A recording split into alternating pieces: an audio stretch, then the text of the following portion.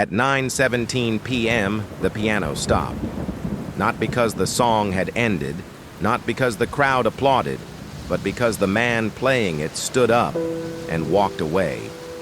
He left behind a packed room, 4 stunned bandmates, and a melody that would never resolve. By morning, Daniel Hartwell, one of the most gifted pianists in America's underground music scene, was gone. No body, no goodbye, no explanation, only silence. Glass Harbor was not a band that missed notes. They were known for precision, almost obsessive precision. Musicians respected them. Sound engineers feared mixing them.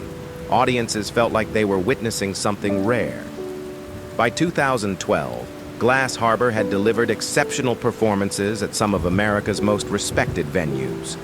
The Troubadour, Los Angeles Bowery Ballroom, New York City, the Fillmore, San Francisco, the Blue Note, Chicago Tipitinas, New Orleans Stubbs BBQ, Austin, Texas. Every member was elite. Elliot Vaughn, lead guitarist, could dismantle a melody and rebuild it mid-song. Marcus Reed, bassist, anchored the band with metronomic control. Jonah Pierce, drummer, blended jazz discipline with raw restraint. Lena Cross, vocalist, carried lyrics like confessions she wasn't ready to make. But the band revolved around Daniel Hartwell.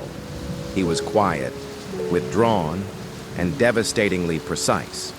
Daniel didn't perform for audiences. He performed through them. Daniel was 34th, classically trained, raised in Ohio, scholarship student. Former conservatory standout who walked away from a solo career without explanation. He lived above a bookstore, practiced every morning at 6:30, called his mother every Sunday at exactly 8 p.m. No criminal history, no substance abuse, no public breakdowns. But privately, people close to him noticed something changing. Daniel had begun asking strange questions. Have you ever written something you couldn't take back? On October 14, 2012, Glass Harbor took the stage at the Larkspur Room, a respected mid-size venue near the river. The tour had been flawless. Their Fillmore performance weeks earlier left critics calling it unsettlingly intimate. Their Blue Note set earned a rare standing ovation. But that night, Daniel wasn't himself. During sound check, he stopped mid-progression, hands hovering, breathing shallow. Backstage, he declined 3 phone calls in under 10 minutes. Marcus noticed his hands shaking. Lena asked if he wanted to cancel. Daniel shook his head. If I stop now, it gets worse.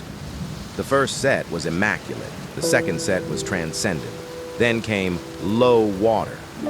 Halfway through the song, Daniel slowed. The band adjusted instinctively. Then the piano stopped. Daniel stood up. No bow, no signal, no explanation. He walked off stage. The crowd applauded, confused. The band waited. Daniel never returned. By morning, Daniel's Honda Accord was still parked behind the venue, locked, untouched. His phone was inside, powered off.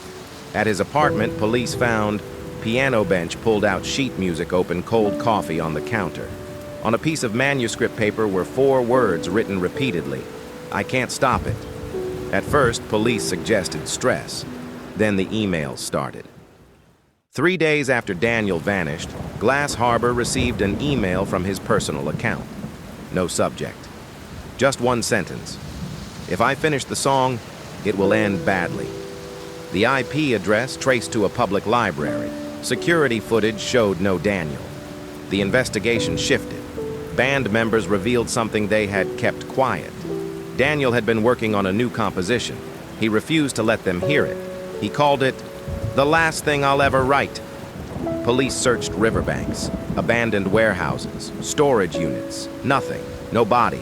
No struggle. Until 6 months later, when a sound engineer from Austin, Texas came forward and handed police a recording. Detectives listened in silence. The piano was unfamiliar, unsettling.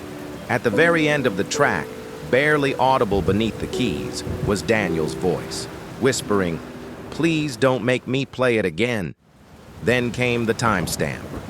The recording had been made 3 days after Daniel Hartwell disappeared. Daniel Hartwell vanished after walking off stage mid-song. No body, no suspects, and a recording that should not exist.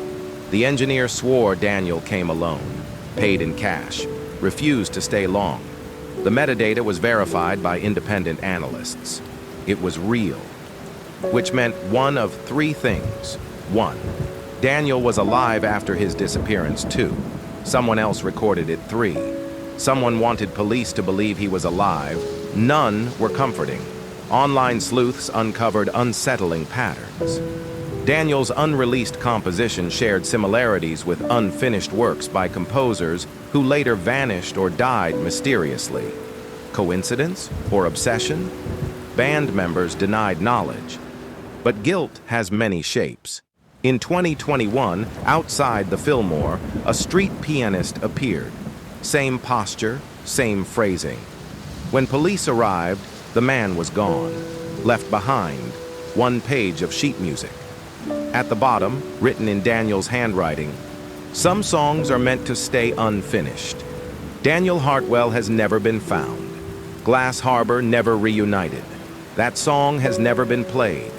And somewhere, between America's most legendary venues and its darkest corners, the last chord still waits. Because some mysteries aren't meant to be solved, only remembered. If you love this story and also interested to know how this ends, subscribe to our channel.